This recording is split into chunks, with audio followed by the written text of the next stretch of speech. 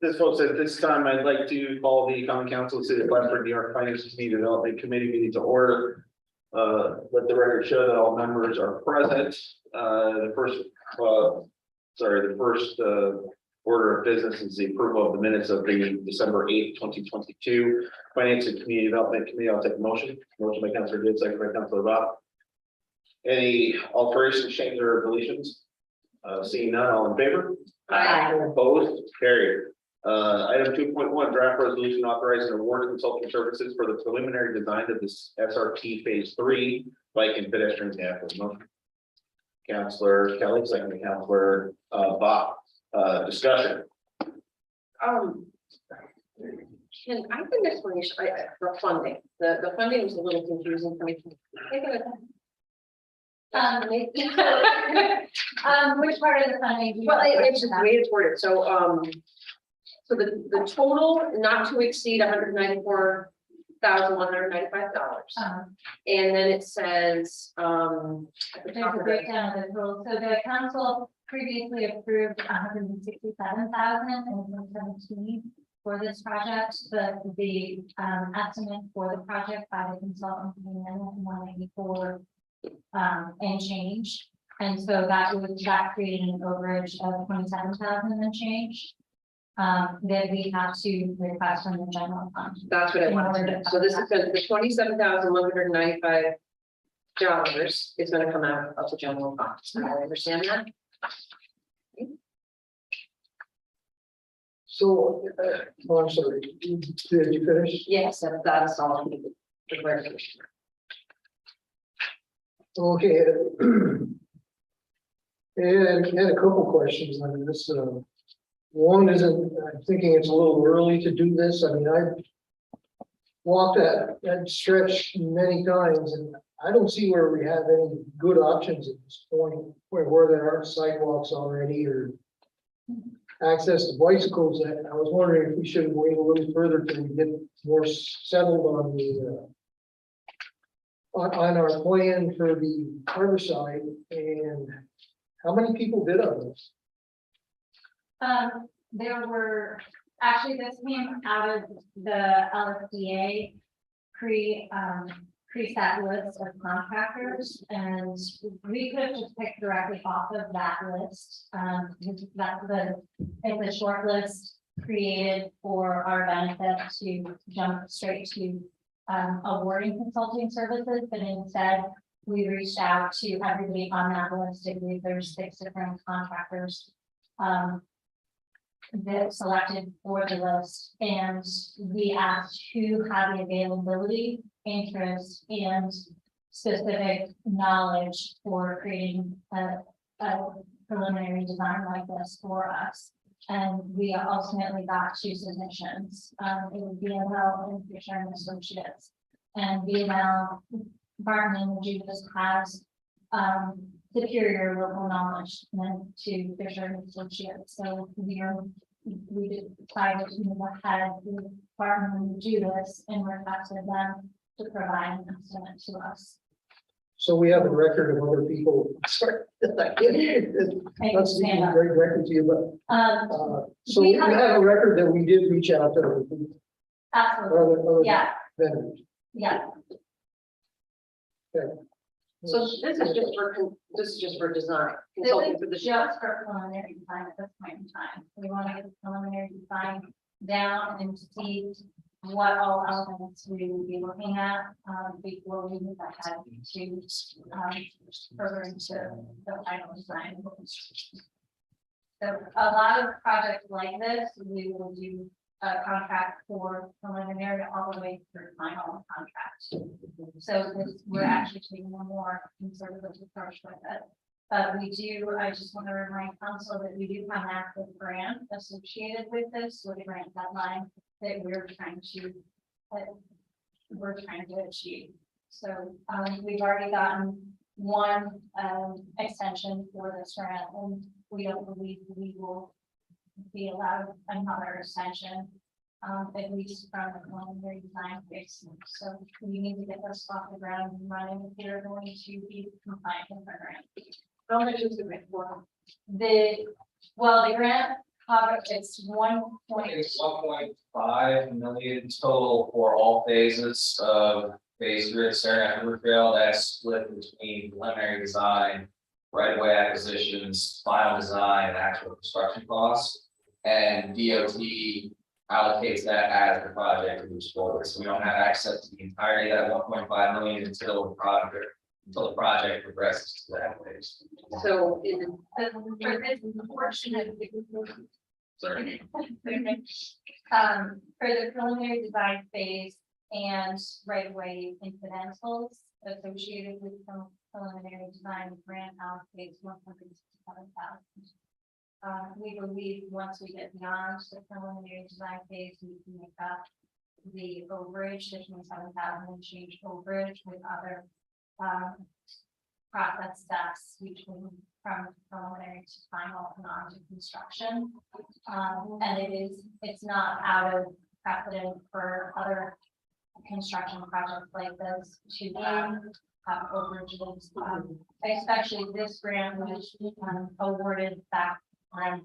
Yeah, this is before I started the city, Yeah. on this for quite some time, hence the extension we requested from DOT to allow us time to actually get it built. Exactly, and a lot has changed since 2017, and across the board, we are seeing increases in salaries, construction costs, and all associated design work. With this specific design, we think that additional time and analysis is going to be warranted and needed for analyzing the intersection of South Bruce Street, Bridge Street, and Green Street and entrance. Just at face value right now, Green Street appears to be significantly deficient in meeting state standards for a trail like this. But a 2016 feasibility study for the Saranac River Trail produced by Friends of the Saranac River Trail provided this alignment.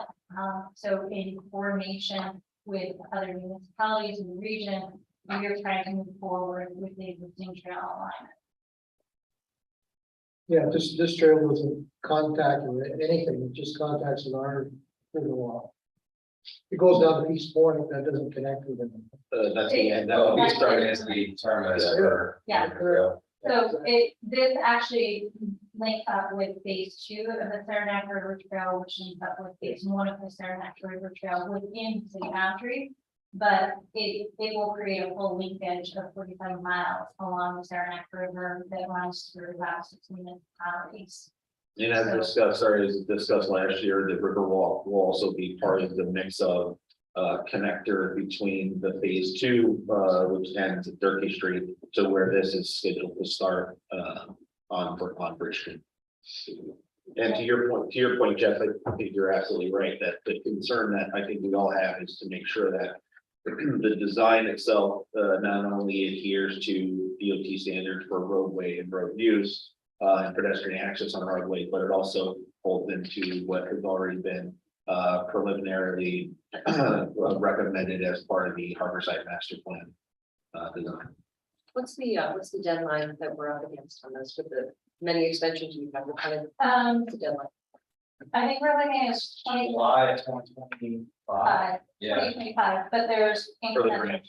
for the entire grant. For the DOT grant, yeah. Yeah, so we are trying to complete the preliminary design phase within a year and have it turn around back out to final design and construction by 2024. Be constructing by 2024, so we can move that 2025 deadline. And that's if everything runs perfectly. So we're already up against time constraint, unfortunately. There is not. No, there's not. And as most of us know, whether we've been on council or not, the city has been a very strong vocal advocate for expanding the Saranac River Trail, not only just within the city of Plattsburgh, but outside of the city as well. We see this as a not only a recreation opportunity, but an opportunity for economic development and attracting people who like to use these types of facilities. Was it studied at all about, who would use it, if it's gonna be, how much it's gonna be, gated, anything like that. There's a whole feasibility study that was included in the. The original trail and, pathway, was laid out in 2006. It was so quite a bit of time has been spent in looking at the advantages of the trail across. Any further discussion? Thank you. Thank you. This vote is to vote on moving it to the regular meeting. Roll call. I'm sorry, I'm sorry, Yes. just all in favor, we'll just do all in favor, all in favor, Aye. opposed, Thank one in the negative, carried.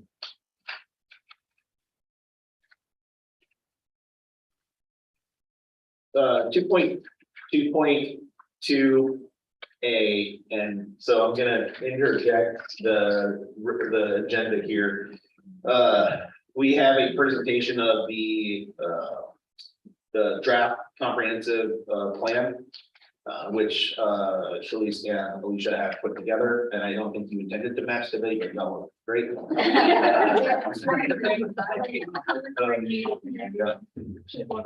Fantastic. But they have put together a slideshow for us to review the comprehensive plan update based on public feedback. A number of public engagement sessions, comments from the council that were presented when this was sent out a few weeks back. So I'll hand it over to them to. Yeah. Could you just dim the lights a little bit so we can see that better? Because it is. I can pretty Thank you for. I didn't actually know. There, much better. Show up on the screen. Yeah. And you'll have to bear with me a little bit. I'm not used to this. Including my personal in front of you all. But I do want to thank you all. I will be presenting, and Shalice can assist with any questions that come up. We don't have all of this committed to memory, every single detail, so we brought copies of plans and documents, and we will do our best to answer questions as they come up. This is, it's hard to reserve your questions till the very end, so if you do have questions, feel free to speak up, but for the sake of time, we should try and push the questions and comments to the very end, if that's possible. So anyway, without further ado, thank you for allowing time on the agenda for the 2022 comprehensive plan with the waterfront revitalization and zoning updates. This is essentially our final presentation to hopefully to council. And I just want to take a minute for us all to orient ourselves, remind ourselves where Plattsburgh is located in the northeastern United States. We're very close to Canada. We're surrounded by water, lots of water, tons of natural resources. We're international, and we're really far north. So,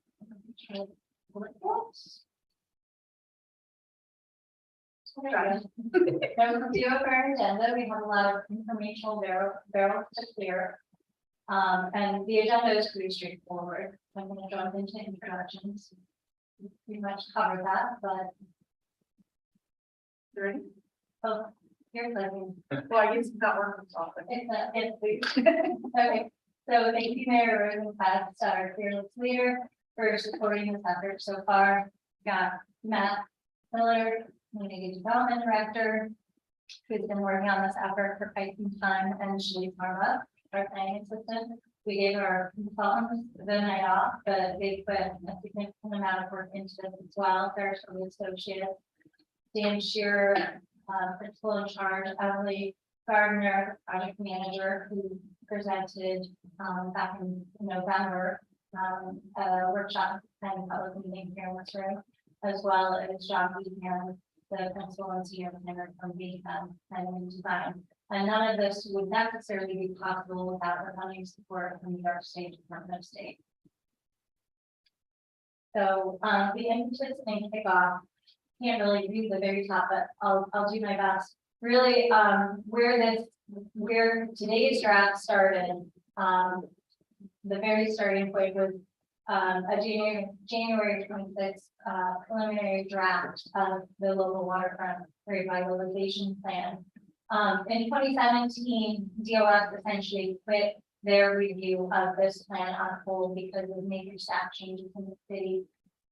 The project team was basically lost and got it.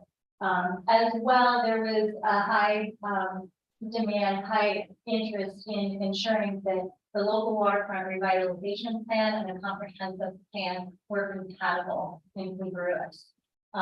And looking to the right, what our current comprehensive plan is, it's grossly outdated. It's over 20 years old, and a lot has happened in those 20 years. The plan was created just after the base closed, and then further after the plan was implemented, we dropped in population. And then we've had significant changes in technology and culture shifts. This is an overview of the process timeline for the comprehensive plan that we followed.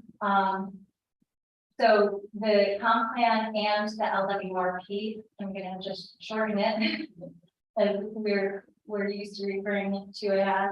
This effort was kicked off in 2020 after we hired a consultant and obtained the 2018 grant. In total, throughout this process, we've had about 6 CAC meetings, formal CAC meetings, that's outside of interchanges and email exchanges. We brought the plan up for visioning sessions with common council. Councilor Gibbs, Moore, and Kelly, you may remember potentially back in 2020 when this all occurred. We also held visioning sessions with the Planning and Zoning Board. In total, there were approximately seven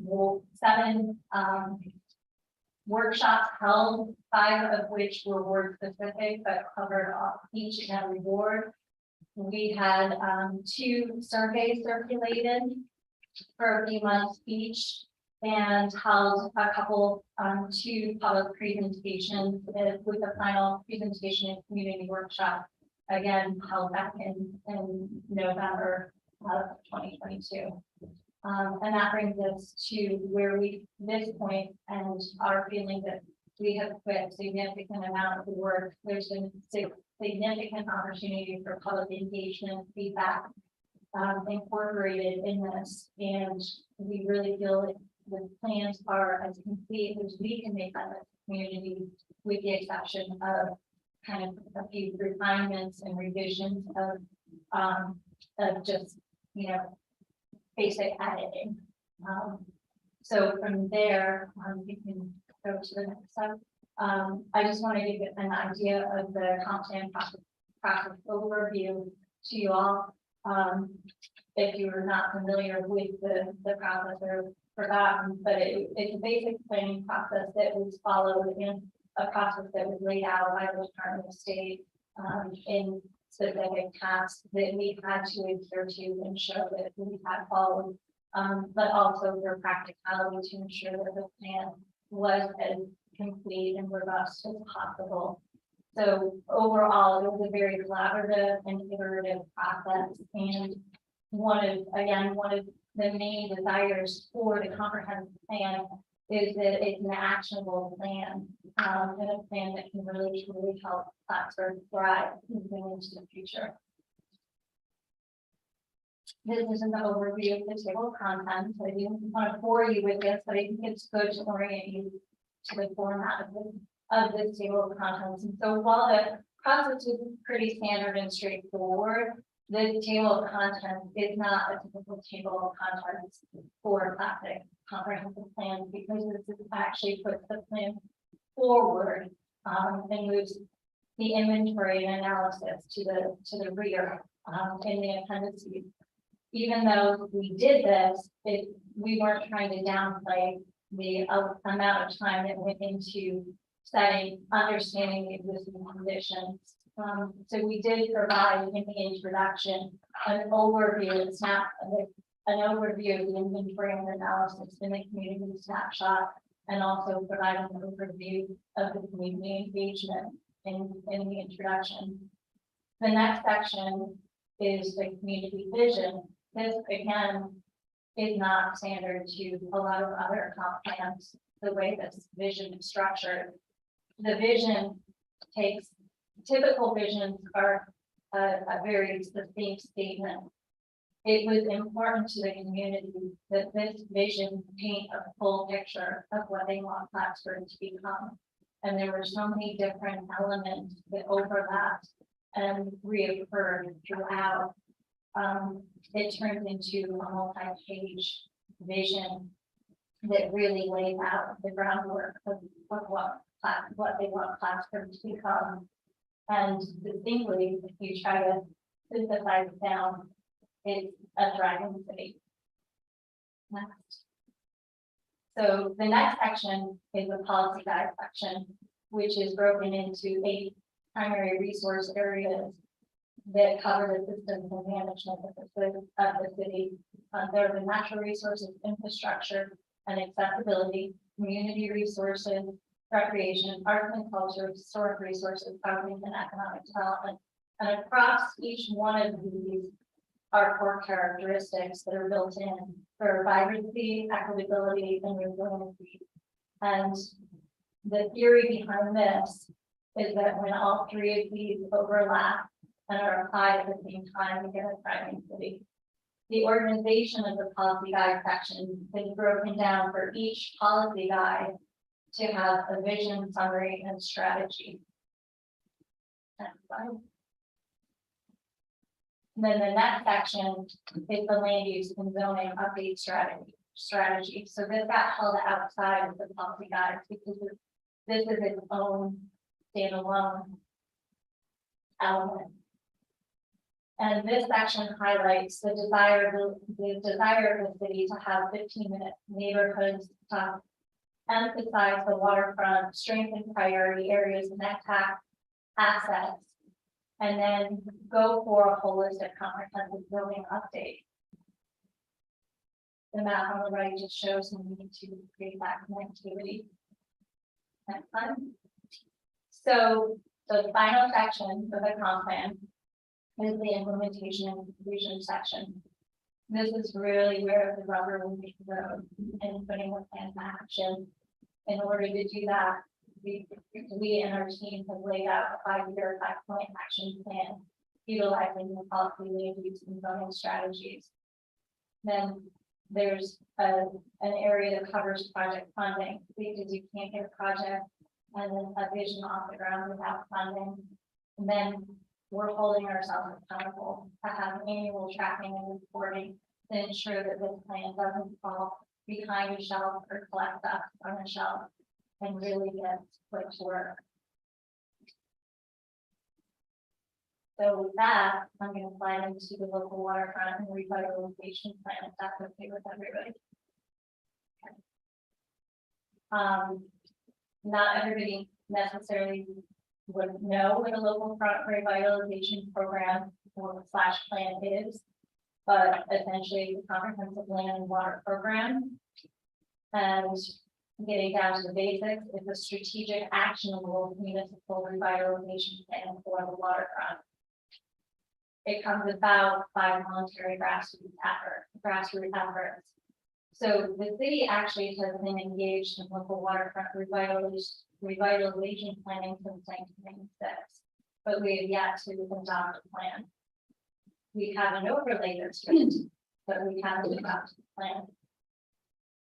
And what a local waterfront revitalization program does is it creates balance between economic development and resource preservation. For Plattsburgh, and for any other municipality that's adopting a plan right now, it would take the 44 state coastal policies and synthesize them down, adapt them to the local waterfront characteristics. For us, it's along the characteristics that align Lake Champlain and the Saranac River. Next slide, please. So the city, I just wanted to outline what the city goals are for this specific local waterfront revitalization plan. And it's very congruous with the comp plan elements, but it's to increase public awareness and accessibility to Lake Champlain and Saranac River waterfronts, capitalize on economic development and downtown revitalization potential for waterfront development, address ways to accommodate and increase public demand for recreational resources. Recreation and tourism are driving economies right now. Explore ways to work regionally to develop and enhance linkages to the rest of the Adirondack coast. And craft a reasonable plan for protecting and enhancing the city's waterfront cultural and natural resources. We've never fully coordinated all of this in one planning document before for the waterfront.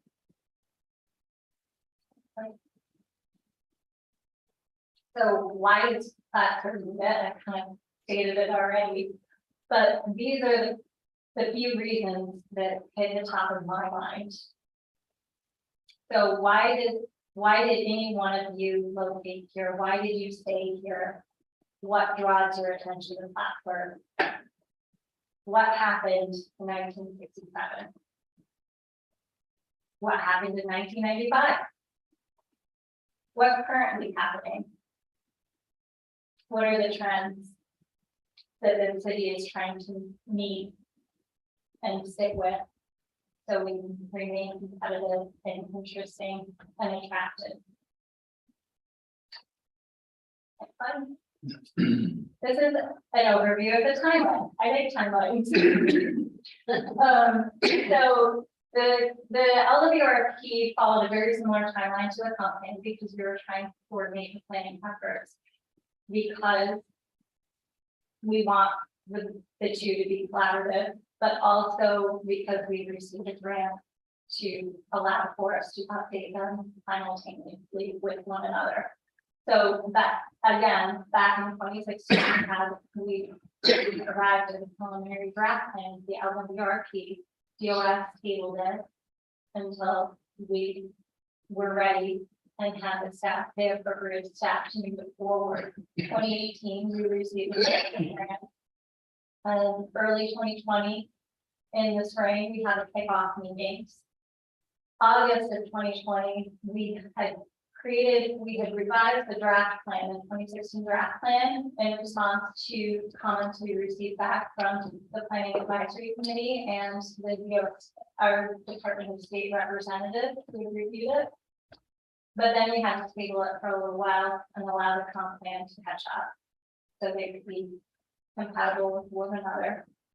So the rest of this is just a series of meetings and revision public workshops, all the way down to where we are at today and our presentation to Common Council. And I just want to point out, May 31st of 2023 is our grant deadline. So we are trying to again achieve another grant deadline. And we feel like right now we're at a good point to be able to meet that. But if we delay the acceptance process too much longer, we will have to beg for an extension, and we're not sure if we will be guaranteed that or not. There's never a guarantee whether or not you get an extension. Next slide. Giving you an overview of the table of contents from the existing draft of the LWRP and the appendices. So it is, unlike the complaint, it's pretty straightforward, very boilerplate at the face value. However, as you dive into the details more, it becomes a plan that is tailored to the city of Plattsburgh. It covers the why, what, and wherefores of what an LWRP is. It defines where the waterfront boundary is. It covers the inventory and analysis, which actually is very interesting read if you haven't completed it yet. And then the fun part begins with proposed use of projects for land, scale, and water. So it gives, it runs the proposed uses through the lens of this planning document and the goals of the city of Plattsburgh. So all proposed uses from the city beach all the way up to, the trail along the Saranac River. And then it jumps into local techniques for implementation. So those local techniques, the main techniques right now that will jump out are in appendix, appendix B and appendix I for being able to implement the plan. Additional techniques for implementation are suggested for the city to complete our zoning update and then also create and adopt a recreation plan. The oversight of implementation will fall back onto the community development director, Matt Miller. We'll get to have fun with that and hold our team and the rest of the city accountable for that and provide reports and requests and meetings to provide those updates. Next slide.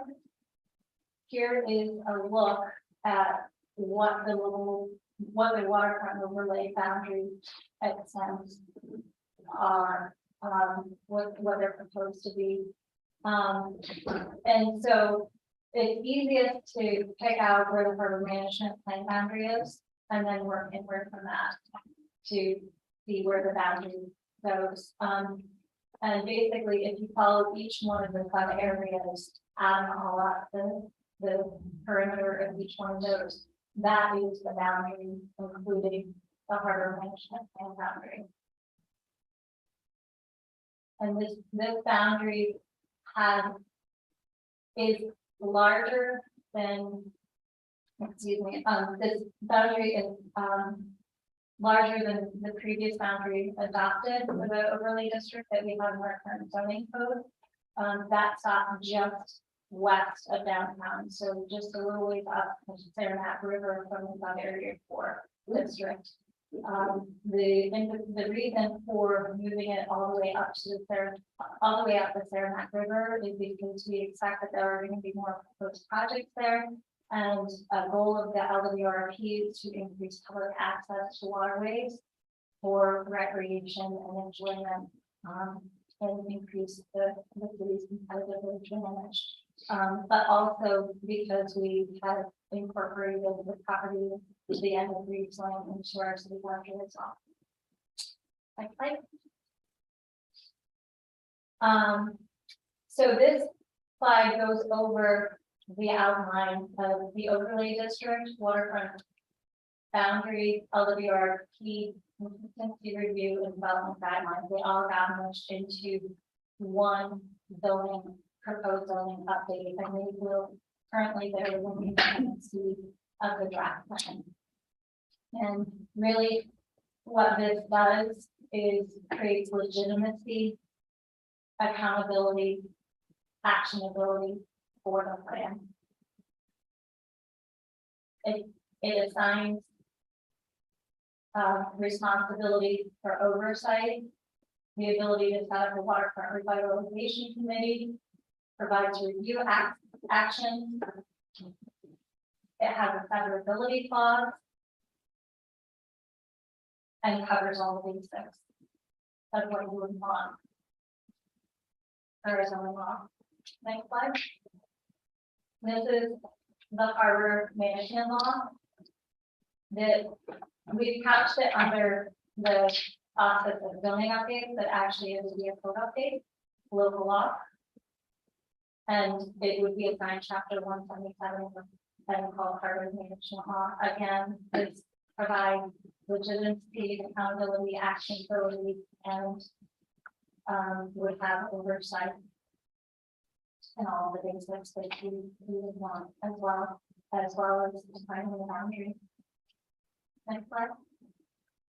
So the next steps for this whole effort would be at a full council meeting, hopefully passing multiple resolutions to accept the comp plan, LWRP, and these associated zoning updates. That acceptance would not adopt the plan, but it would allow each one of these to move forward to the next steps to begin the seeker process and move towards the LWRP 60-day required review with DOS. In February, we hope to bring them back to the council and request lead agency, have the council declare lead agency, and then actually initiate the seeker process with a part 1 long form. And then in March, this will get the seeker hopefully will be completed, and we can send that off to DOS and actually have DOS begin their 60-day review. And then finally, we hope that we will have this all complete and ready to adopt by early May of this year.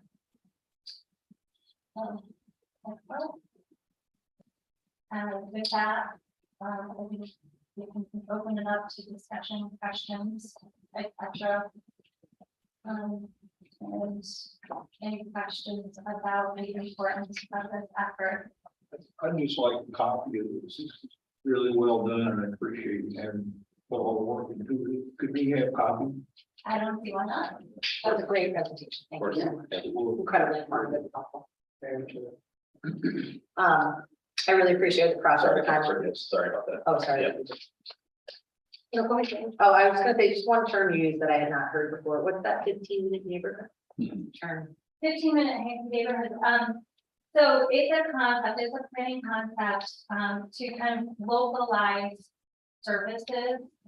And it's actually an older concept and something that was more, common to life in cities. It's where within a 15-minute walk of your residence, you can get to services that would meet all of your basic needs. Thank you for clarifying that.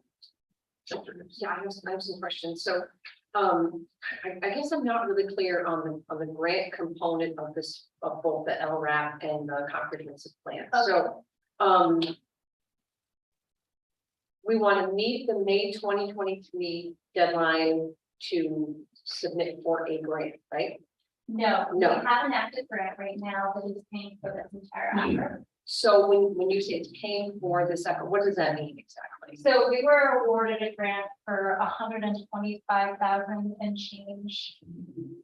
With that money, with the commitment that we would have that money, we went out, we put an RFP out to secure our consultants, Sarah Children Associates and Beacon, and engage them in assisting us with the update effort. So with every grant, there is a deadline typically. This was a 5-year grant, and the deadline, the funding will dry up and go away theoretically on May 31st, 2023. Okay. So if you use it or lose it, it never looks good if you don't use all the money, or if you say you don't want it anymore. Okay, so is there further grant money available after the completion of this work? Or are we going to submit for further grants to pay for work? Because it's pretty extensive amount of work that would need to be done in order to bring all these various components to fruition. So we have the money to cover this existing effort, the update effort, the update of completing the LWRP, the comp plan, and the associated zoning. so we're talking about that with the paperwork and the plans and the Yeah, all and of the that will local be laws covered and- with the grant. Yeah, for the implementation of all of these plans, it's gonna be an ongoing process into the future. And the importance of accepting and hopefully ultimately adopting these plans and having them in place is these plans will help the city obtain and secure funding to implement so many more projects. Yeah, so for instance, when different state agencies are reviewing grant applications, there are a number of different questions they ask, and one is, does the municipality applying for this grant have an adopted LRAP? And if the answer is yes, they pack 5 points on your score. If not, you get 0.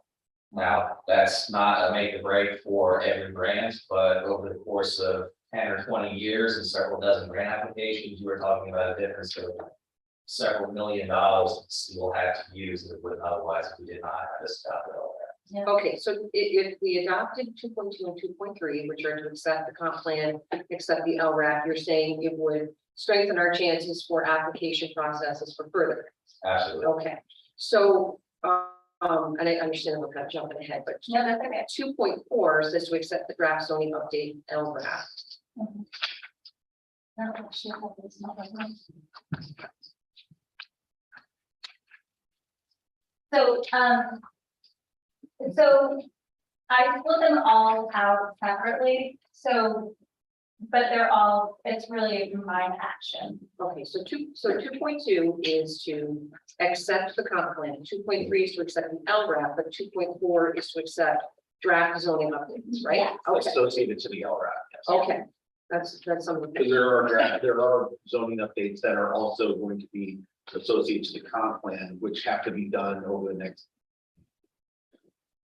I know it's 18 months and I say 8 weeks. But realistically, Yeah, 2 years. realistically, yes. So, is it okay if I kind of jump ahead here? Because I just have, like, they're all kind of connected questions. Sure, yeah, I just don't want to lose, if anybody has any, I just don't want to lose other people's questions, if they have something specific about the LRAP and the draft comp plan. I do. actually. Yeah, oh, yeah. It's like sort of jumping ahead, but it's still connected. So when I go through this, oh, sorry, no, say that. When I go through the document and I'm looking at the comprehensive, Okay. and I see all these various, goal number 4, Yeah. goal number 3. Is this what we're hoping to turn into updated zoning, like these goals and objectives and things that we Zoning will, the associated zoning that you would be accepting tonight is not directly associated with that, no. We are embarking on a full effort to update city zoning throughout the city, not just associated with the waterfront. So we have a citywide zoning map that we have secured consultants to embark on that effort to update the zoning up. And so does the comprehensive plan influence that zoning update? Yes, Okay, that's my question. Yeah. So so then these things are going to feed that zoning update. absolutely. That's what I wanted to. And the desired process is that a municipality adopts the comp plan and then immediately after embarks on a zoning update effort. Or do them in tandem. But that you don't separate the two, but there's not a huge time gap between updating both of them. There are some issues that we know right away that are problematic in our current zoning code. That we know those like today, right? Then there are some things, as you indicated, Councilor Gibbs, that those zoning code changes will be driven by this comprehensive plan.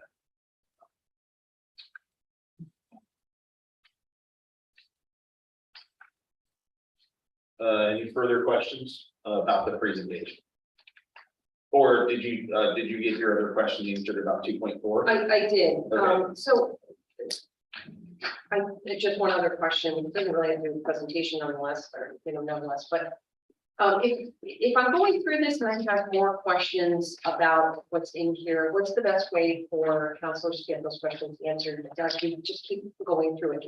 Yeah, Can we reach out to email, them? yeah, of course, yes, of course. Yeah. This is. Loop me in, so I'm aware too, because, and then I can, we can all be on the same page and not, And she doesn't have to come to me and, so we're just all on the same page. yeah, But, and honestly, our hope is that we receive the remainder comments tonight. But it is understood that this is a lot of information, and moving forward, there are going to be questions on how this applies to us and how we can best implement it and create a zoning update for this compatible to all of these documents. I mean, I'm the new kid on the block and I have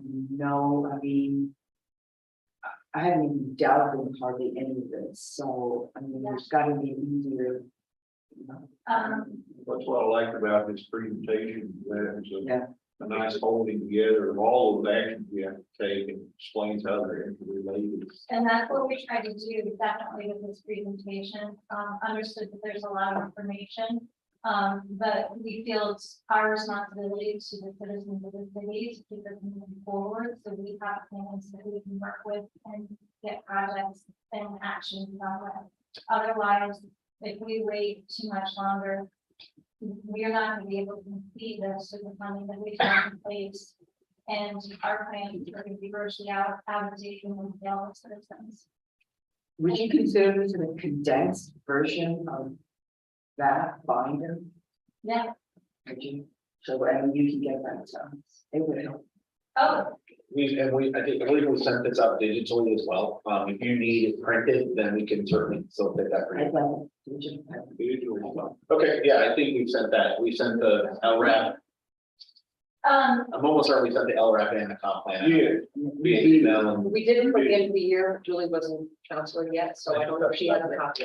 is she not on the email? You mean the power, I'm sorry, just so that I'm clear, are you referring to the PowerPoint or the comp plan itself? No, the comp plan itself and Beth, did we send that? I thought we sent that, or to Julie, but we'll confirm and make sure that we get it. I just had one comment on that about getting a hard copy on that. I know like some of the projects we've had in the past, like mine projects, whatever.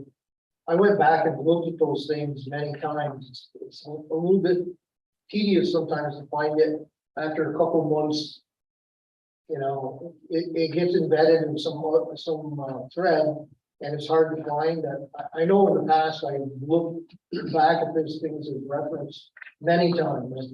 And to have a copy of it, hard copy, is a lot easier than going through the computer and trying to go back and forth. We don't mind providing that, it's probably not gonna be our default unless you make the request. We're not gonna print out 500 pages of a document for 7 people, just because, but. It's not pretty important. No, I'm not saying it's not important, just let us know if you need a hard copy, we don't mind providing.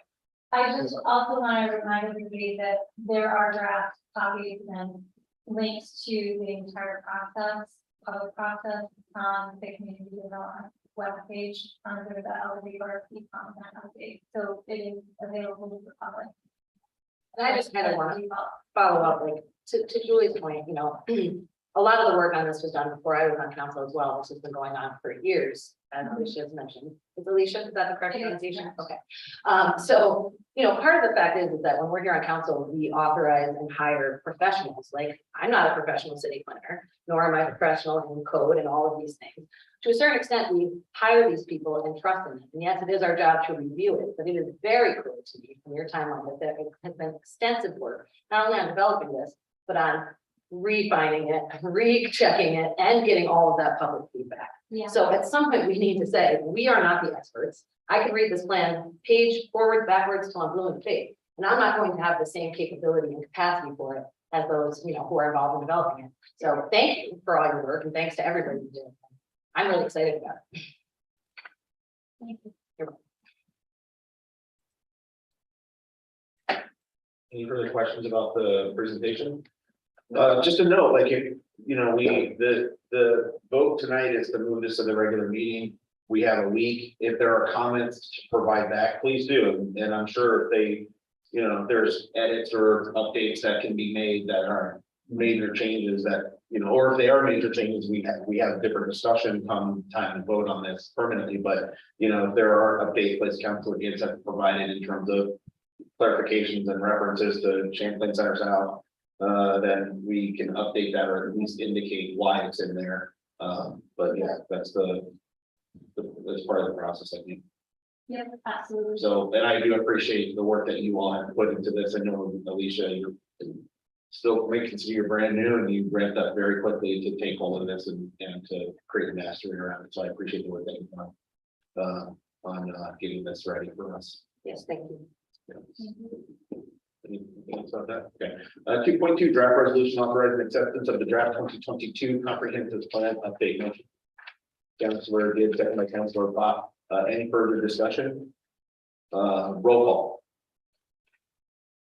Counselor Vaughn, Yes. Counselor Kelly, Yes. Counselor Gibbs, Yes. Counselor Talon. Yes. Counselor Bob. Yes. Counselor Moore, Yes, Carried. Draft, 2.3 draft resolution authorizing acceptance of the draft LRAP update motion. Counselor Kelly, second by Counselor Bob, discussion. Roll call. Counselor Bond, Yes. Counselor Kelly, Yes. Counselor Gibbs, Yes. Counselor Talon. Yes. Counselor Bob, Yes. Counselor Moore, yes, Carried. 2.4 draft resolution authorizing acceptance of the draft zoning update in association with the LRAP update motion. Counselor Bob, second Counselor Kelly, discussions. Yeah, I had a question about the funding for this. The funding for the for the Oh. zoning code LRAP. update. Sorry, 2.4 is not the one I had the question on. Okay. That's Yeah, great. Thank you. fine, sorry. No, perfect. Any further discussion on 2.4? Seeing none, roll call. Counselor Bond, Yes. Counselor Kelly, Yes. Counselor Gibbs, Yes. Counselor Talon. Yes. Counselor Bob, Yeah. Counselor Moore, yes, Carried. 2.5 draft resolution authorizing the budget adjustment increase 2023 general economic development contract services zoning code update. Counselor Bob, second. Counselor Bond, discussion. Now, am I? Yeah. Sorry. So, if you all will recall, last year, we approved, the expenditure to rewrite the zoning code in the amount of $230,000. 250. 250, yeah. $250,000. Last year, that was approved by council, however, it was not encumbered. Meaning we did not sign that paperwork, to associate that expenditure to a contractor or consultant. Because of that, because those funds aren't encumbered at the year end, Richard does his due diligence and he puts that money right back into the savings. So here we are again. It should say, this really should say a reauthorization of this funding. It's the same amount that we authorized last year for the same amount of work, for the same work product. But we didn't sign the contract last year to prepare the check for consulting. In addition to that, we were also waiting for grant approvals to fund this, which we unfortunately did not receive. So we are unforced to spend our money. Okay, so this is coming out of the general fund. Correct. And who is this paying? Labella correct. Group, yes. Thank you. So this is to pay them to do the zoning code update. Based on the comprehensive master plan, correct. And it will also incorporate the zoning code updates from the LRAP, the known issues of the zoning code updates that we currently have, as well as, do the zoning code updates based on the changes to the comprehensive plan. So do we have any sense of how long it would take this group to do this work? So referring back to my previous comment, about 8 weeks, no, Matt Miller will say he quits if I say that, but it's about 18 months. Yeah. It should be about an 18-month endeavor, to give fair timing to our experts. It will take some time. That being said, with a adopted comprehensive master plan and zoning code updates based on the LRAP. We do have a good trajectory with a group, with this Labella Group, as well as what we already know needs to change in our zoning code. So essentially, we're not just starting from scratch. We are getting a little bit of a head start, if you will, with the ball rolling ahead of a complete zoning code rewrite. So then, then we're kind of looking at an estimate at the end of 2024 when this will be complete. Thank you. Closer to mid 2024 rather than the end of it, but somewhere around there. How will council stay updated on the progress of this? Because in 1 year from now, we'll say, what? Labella who? Yeah, So- there'll be a public engagement process as with any planning documents. Council will of course be invited to attend any and all meetings associated with the project, and will also provide the mayor's office with periodic updates to keep the council on the loop as to progress being made in the next 6 months. And of course, if you have any specific questions, I can answer those at any time. So, I would like to suggest that, it hasn't always been done this way, but, these public engagement sessions that are being held, it would be really great if we got specific calendar invites to attend, and because in a lot of cases, a lot of this work was done on at nights and times, and I did not know they were happening, or I couldn't make it. And if it went straight into my calendar, then I get the notification on my phone and it just makes it so much nicer to keep track of everything. And to really plan. So I would really appreciate it if that could be kind of procedure from here on out, or anything that is a public engagement session for policies and procedures for us. It's just an automatic calendar invite into our emails right away to let us know. I think that would make it so much easier for all of us to keep track of it. Absolutely. We'll I make agree. sure that gets done forward. Thank you. And I will also note that the new public engagement software will be a great facilitator of that. So I don't register with your phone and get direct Yeah, text it's okay. messages on updates on public meetings for projects like this. And And I'm not kidding, like I'm. What are you talking about? The new I'm public actually being engagement serious. software. Oh, I'm like, okay, good, lovely, absolutely. Got it. they proposed to be the first project. Oh, so there you go. The zoning code update is proposed to be the first project of the public engagement platform. And like I said, I know it's kind of mean. I don't want to say cute because that's a bit of a stretch. Cheeky, thank you. Cheeky. Cheeky. It does have that function of updating folks on survey engagement, calendar, public calendar events, and the like. So it'll be a good platform to not only to facilitate your request, Councilor Gibbs, but also we will ensure that folks get calendar invites for those type of public events. Where can I find this? It's on the webpage. It's not yet, we're not yet, we're just about minute in time. I'm making all these furious notes, I'm like, I can find that. No, but we've got a couple more, so, okay. Thank you. Any further questions about 2.5? Roll call. Counselor Bond, Yes. Counselor Kelly, Yes. Counselor Gibbs, Yes. Counselor Talon. Yes. Counselor Bob, Yes. Counselor Moore, Yes, Carried. 2.6 draft resolution approving construction contract award for Riverwalk portion of downtown area improvement projects. Motion. Councilor Bob, second. Councilor Kelly, discussion. Yes, I'd like, Sure. more explanation on the funding associated Yeah. with this and. So it says approved construction contract.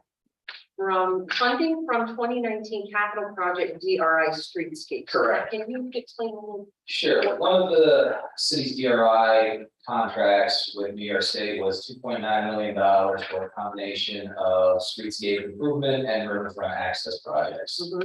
The largest expenditure from that grant thus far has been all the construction funding for Betty Little Arts Park.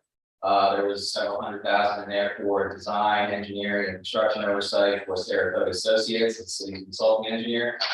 The 1.6 million low bid for the Riverwalk will also be charged against that $2.9 million capital project. So that is grant funding coming from the state, from the DRI, that is funding the project in its entirety. Okay, so it's all grant funding, it's not coming in the general fund. Correct. Okay, thank you. Any further discussion? well, I have one question. I couldn't find the scope of work, and I know that was a pretty extensive document. But, you know, the scope of work that you sent out when you put this out for bids or whatever, tells, because you know, when I see something like this, and I really want to be able to, somebody comes up to me and says, well, what is this? Well, where's the work gonna be?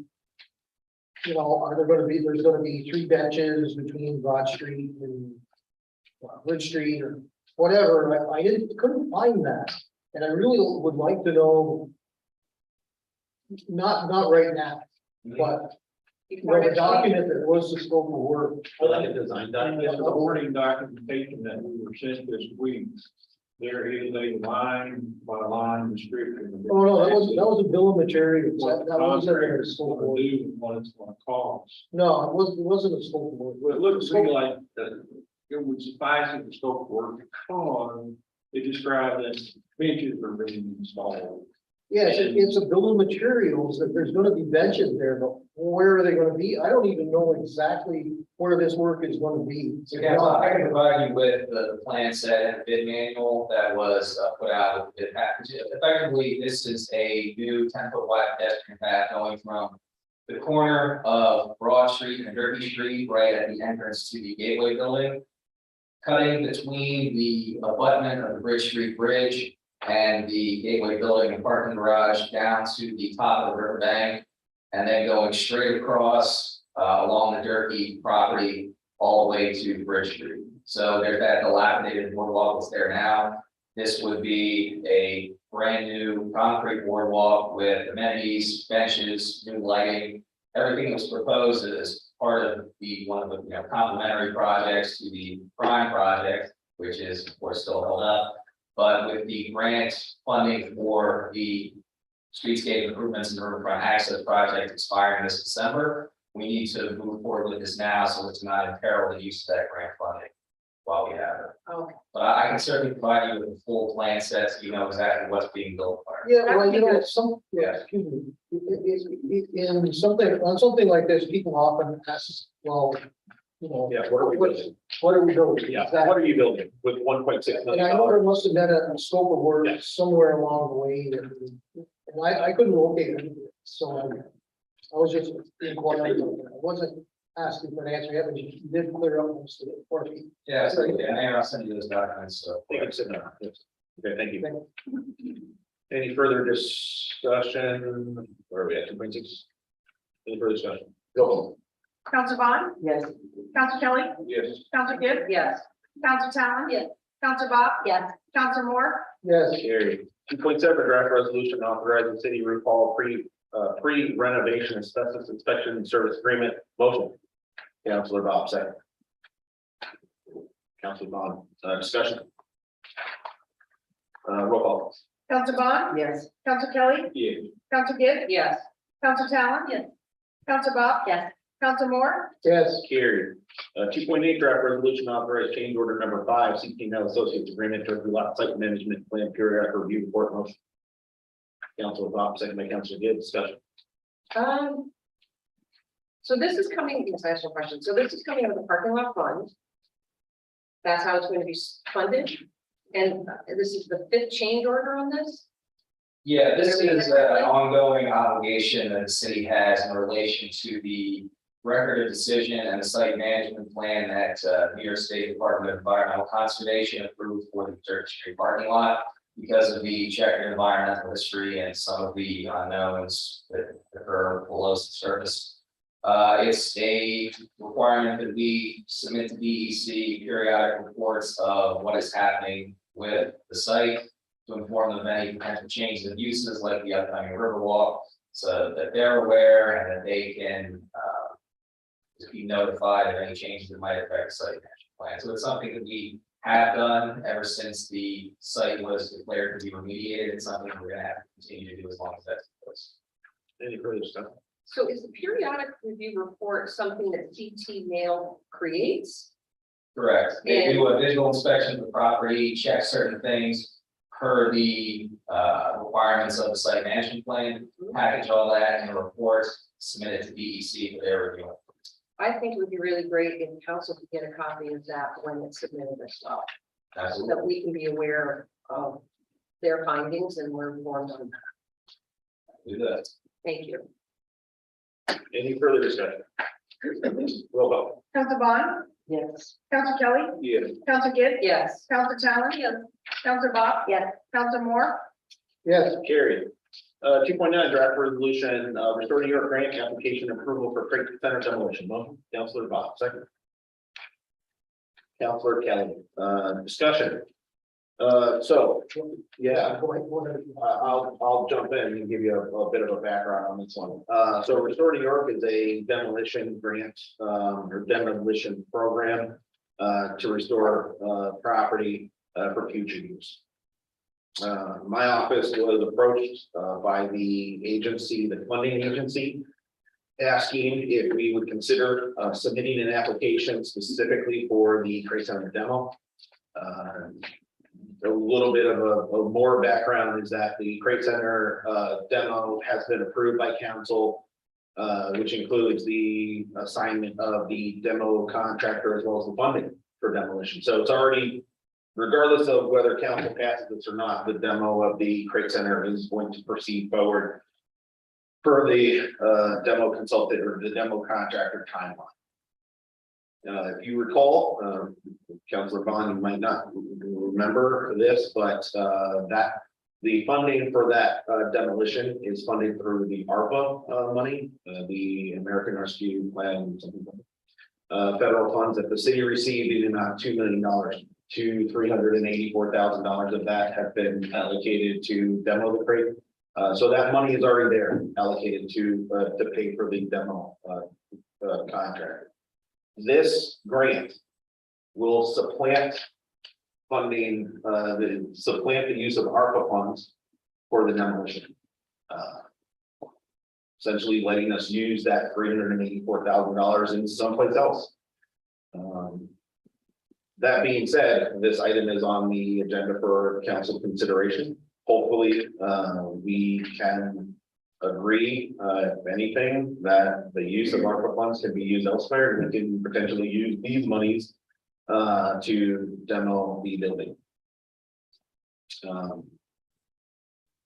I have some questions on the Yes. language, I'm sorry, in terms of on what? the language here, on the. Okay, yes. On the document, it says the project will result in the demolition of the crate and associated structures, which would be replaced with a large multipurpose facility to be managed via one or more public-private partnerships that can host community events, activities, and performances.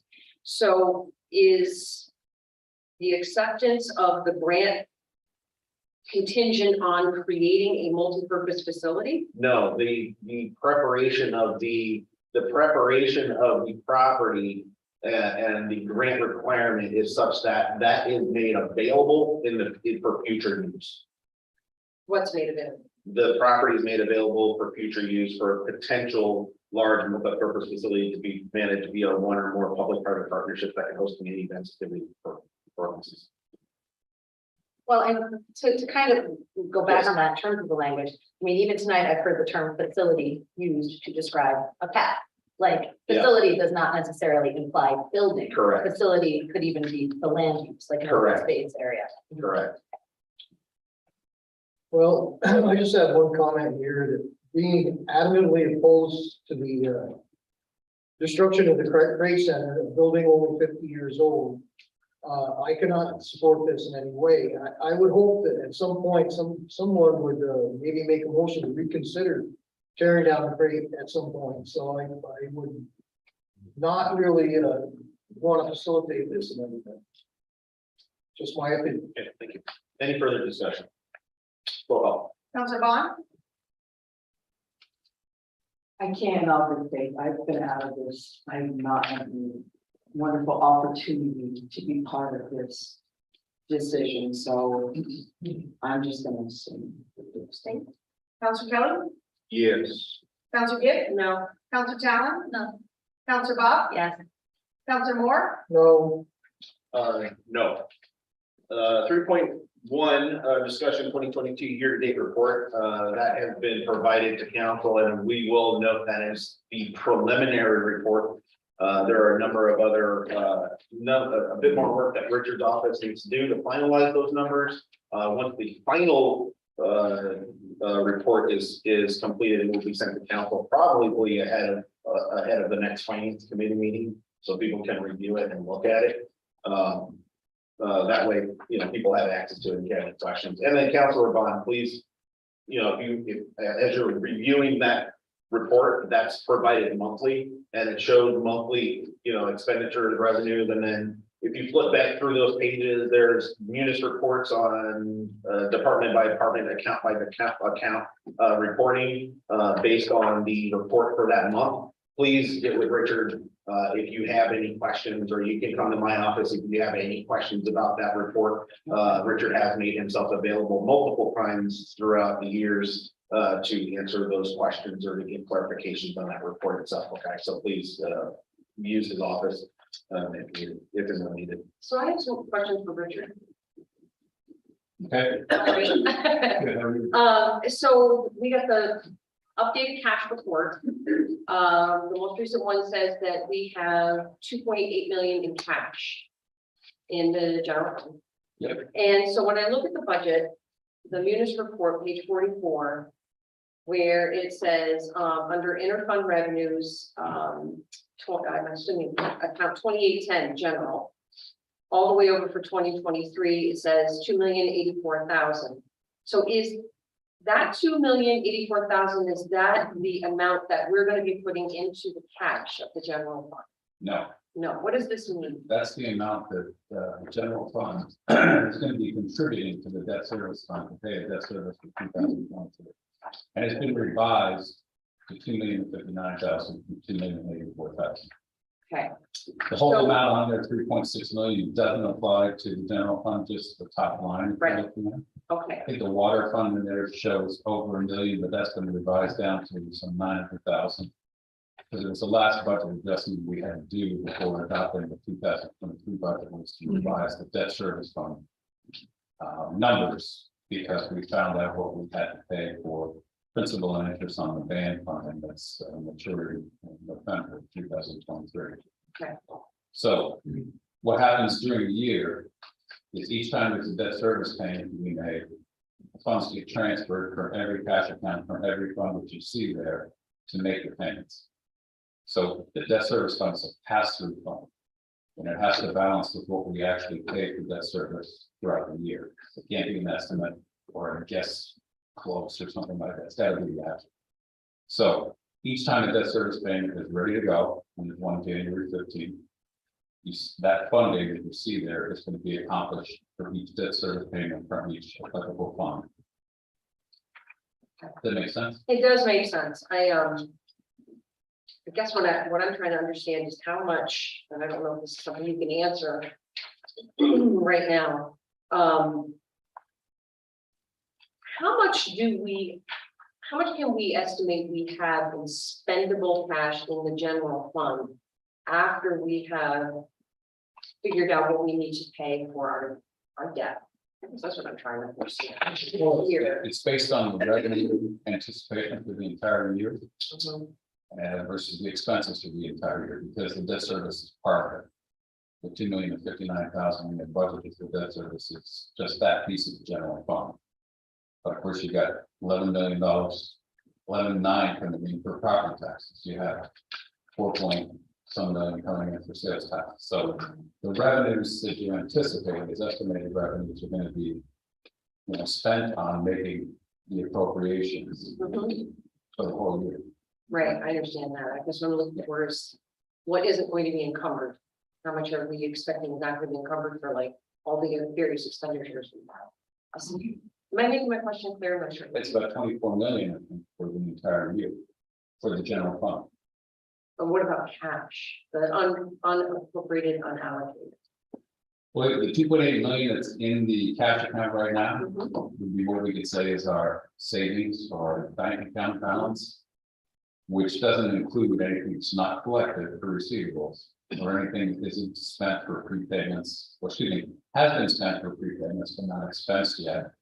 But also, that cash balance can change every time we collect money during the day, and every time we spend to pay bills each week. Every time we make a payroll payment each week or every other week. So the anticipated surplus for the general fund is 0 right now. It's a balanced budget for 2023. So that's saying that we're not anticipating to have any increase or decrease in cash above what's there right now. But of course, that's a plan. Okay, that's what I wanted to know. Yeah. All right, thank you. Any further questions or comments on the year-to-date report or the cash report? Yeah, if there's any questions on those numbers, let me know. Well, there's a lot to be done yet to finish them off. We've got to collect about $1 million with the sales tax. We have to charge back about $200,000 for interfund charges for data processing. We have to collect the last cable TV. There's a lot of revenue to come in Mhm. and some more expensive. We're accruing the last payroll days for 2022, not the total payroll expense. So it's a lot of things to be done. Healthcare runs out to the end of this month. The healthcare is a big bill this year. So we want to make sure we get that right. So by the end of January, we should pretty much have the numbers that we're going to put together and say to the auditors, we're ready for the statements. Are we anticipating that our sales tax is going to come in at the amount that we had expected and budgeted? I think about 300,000 more.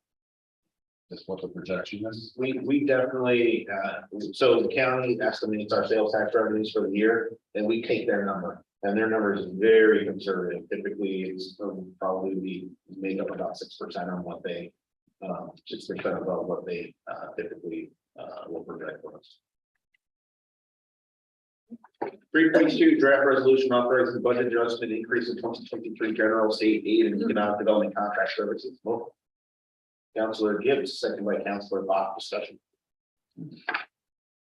Roll call. Counselor Bond, Yes. Counselor Kelly, You. Counselor Gibbs, Yes. Counselor Talon. Yes. Counselor Bob, Yes. Counselor Moore, Yes, Carried. 4.1 draft resolution authorizing 2023 retainer agreement with Stanford, Oregon, Maine, Kelleher, Miller, Meyer, and Senate PLLC. Motion by Councilor Bach, second by Councilor Kelly, discussion.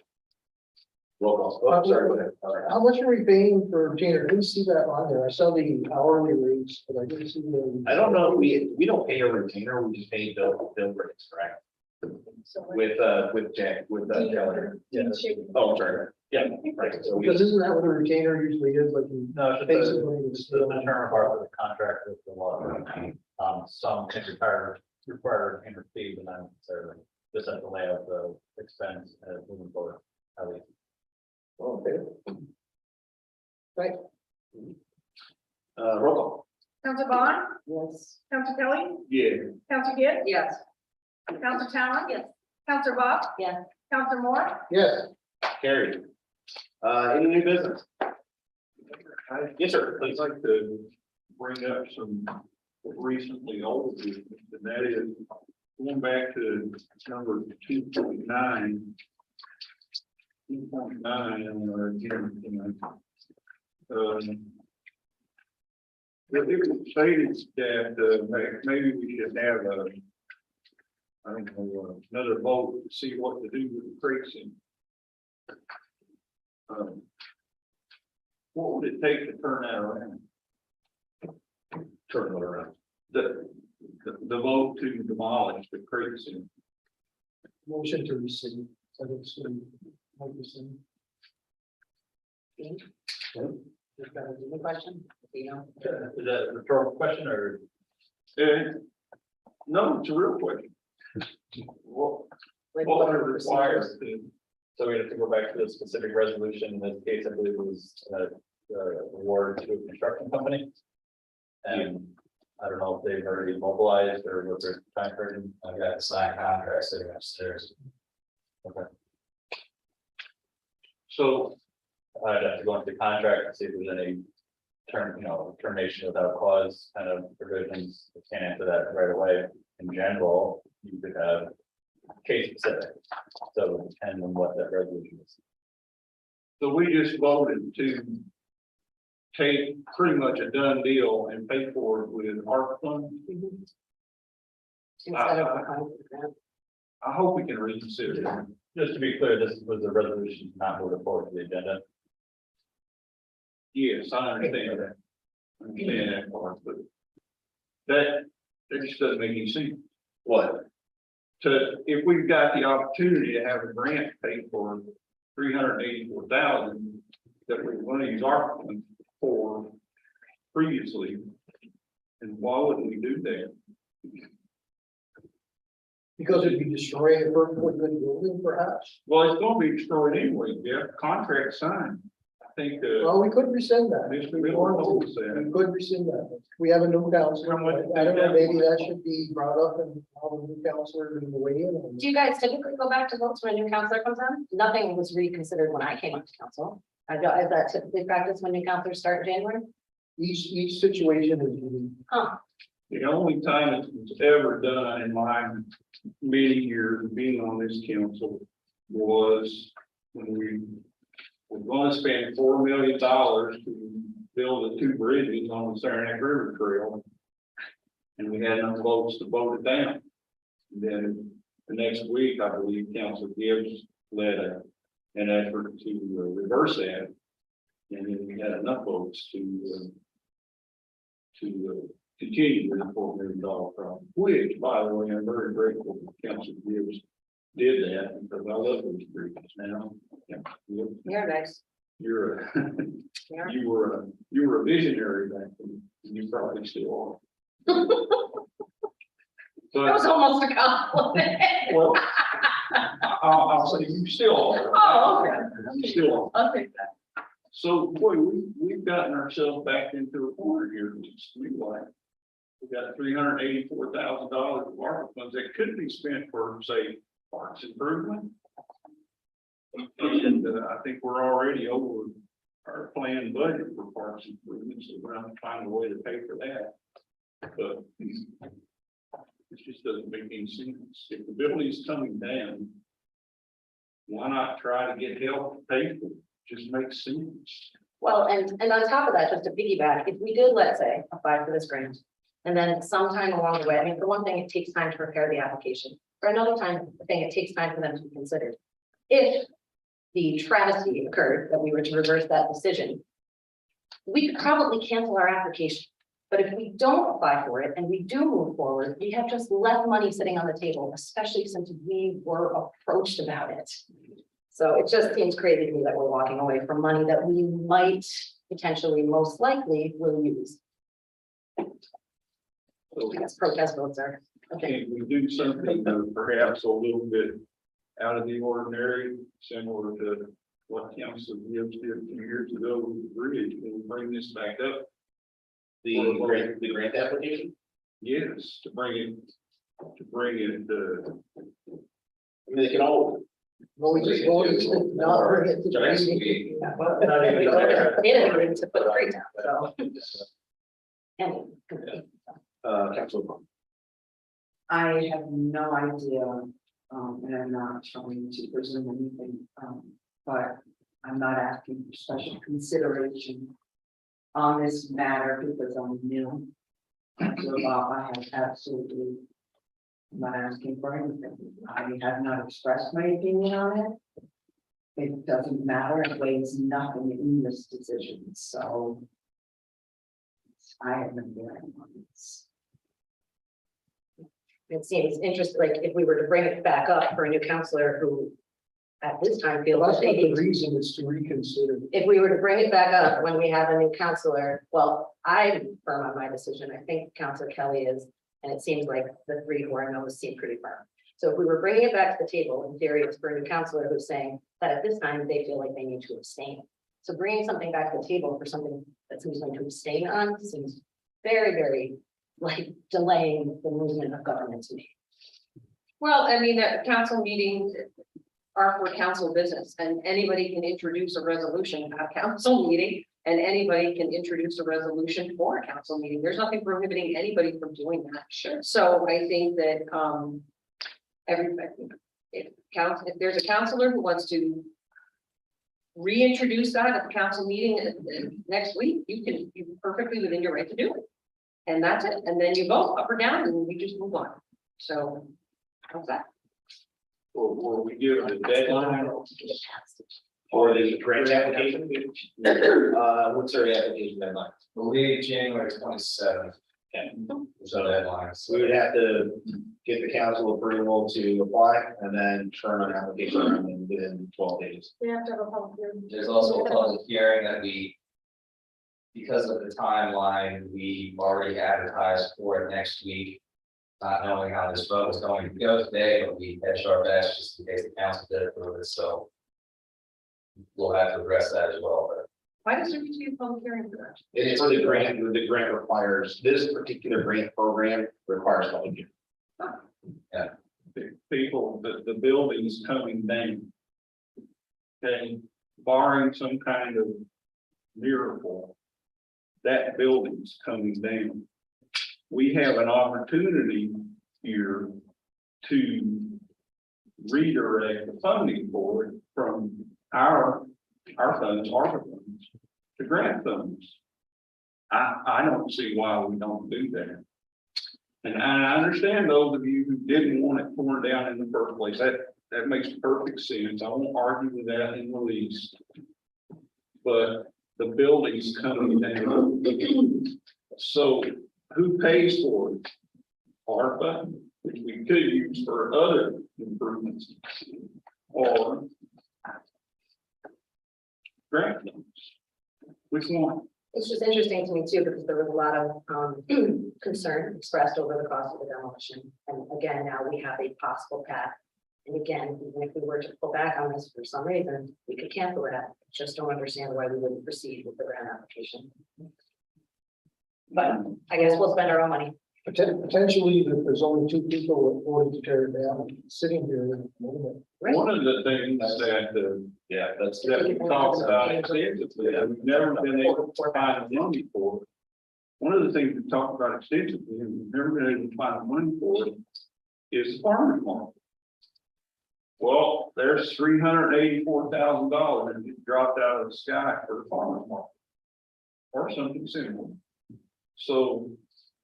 I don't get it.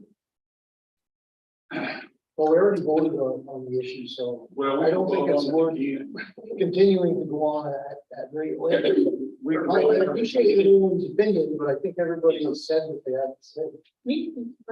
Oh, I think I would be comfortable voting for the grant application, but I were more like on the 100% sure that the demolition was going to happen, because like you said, like, you know, just on the off chance that something might happen. So there's a concept in contract law, offer and acceptance. So if you make an offer for a contract before it's accepted, you can rescind that contract. Once the contract's been accepted, you're now in a binding legal contract. So that was what I was trying to ask Matt about, whether we have a signed contract officially. We do. So it's not as simple as a revoke or rescission of a council action. We now have a third party who very likely would pursue significant damages against the city, like any third party to a contract who is damaged. Because they need to allocate resources and everything else that goes along with a fairly large project. So we are under contract. So we had a yes vote and we are under contract.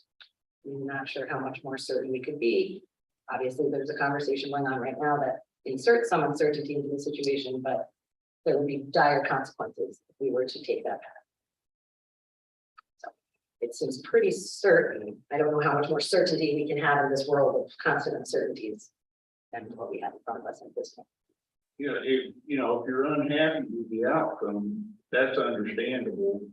But the outcome has come and gone, and now, we have to figure out the best way to finance that outcome.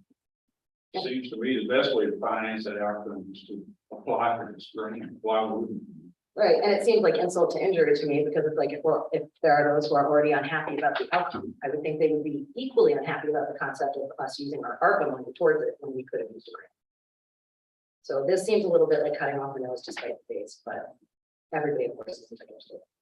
Well, could we try a revote on it? I don't have, under our rules of organization, the mayor has authority to put on an agenda item to any regular meeting. So you could. So let me get this straight. There's 4 people, 4, that just voted no to put this on. The regular meeting of the agenda, correct? Now, with that being said, is that no, as in now we can't apply for the grant, is that it? The normal requirement for any legislative body to apply for a grant is consensus to apply for that grant. So no, we cannot apply for the grant unless the council approves the grant application itself. Which would mean a yes vote from the majority or a 3+1, at least a 3+1 majority of the council. Did that answer your question? No. Okay. Because the 3 councilors that voted no, Yes, and then the 2 that voted yes, correct. and then you voted no. I don't have a vote. He doesn't get out, he only votes See, so So going back to the vote itself on this grant application. my abstention did not. Well, Right, it counts. The no, but you are for. I mean, you're recorded as abstained, but it functions as an. Well, it's a vote that never existed. Yeah. It's not a yes, it's not a no, it just simply isn't the vote that ever happens. Well, because you require for affirmative votes, as a practical matter, I know. That's Robert's rules. That has nothing to do specifically with this, but because it was a no vote for this item doesn't progress to the regular meeting. As this body's function, these committee meetings make recommendations for the regular meeting. Exactly. No, I understand. Okay, Yeah. all right. Yeah, I yeah. apologize. I don't mean to educate you on something that you. Oh, no, I know. So with that being said, then no, items that don't come out of committee don't go to the regular meeting for the council approval or disapproval. Mayor, I would like to ask the council to vote no and one who abstain. Is there any whereases we could add to this to make it a little more palatable to you, such as in the event that the trade center is not torn down, or the decision is made not to tear the trade center down, then this becomes null and void. That's a, possible whereas we could add to this to make it a little more palatable for those who voted no and the person who abstained. Well, now, Councilor Kelly, to Dean's point, not proceeding with a signed contract is probably going to be more financial damaging to the city than the $384,000 already allocated to the project. Yes, you're right. So I would, for those folks who are, like Councilor Bob said it, to cut your nose off, to spite your face. It'll be problematic, right, to put the city in a financial dire straits just because of a valid opinion on the function or the purpose of the restoration or retention of that building. I always had this saying that it doesn't matter how I feel about something personally. When the council adopts resolution, adopts legislation, I therefore have to go with it. That's how it turned out with the previous council years. I'm now a fan of it. I'm in favor of it. That was a great decision. So The other point I just want to make, so based on my understanding tonight of the many grants we discussed, if we don't use a grant by a deadline, the money goes away, right? So again, to the same point, applying for this, there is no harm in applying for this money. This money is not tied to the decision. So applying for this money would give us a safety net in the highly likely case that we do move forward with this demolition. If we don't apply for it, we won't have it, we spend our own money. It's just, this is a budgeting thing that seems very black and white to me. Well, we're just circling around, so I think Councilor, somebody either ask the mayor to reintroduce it to a regular council meeting next week, or we adjourn. I mean, we've done everything we can do to debate and talk about it, so I think we need to move on. I personally have to go. I gotta try to get it done. I'll make a motion to adjourn. Motion on, I second it. second, all in favor? I. President. Yeah.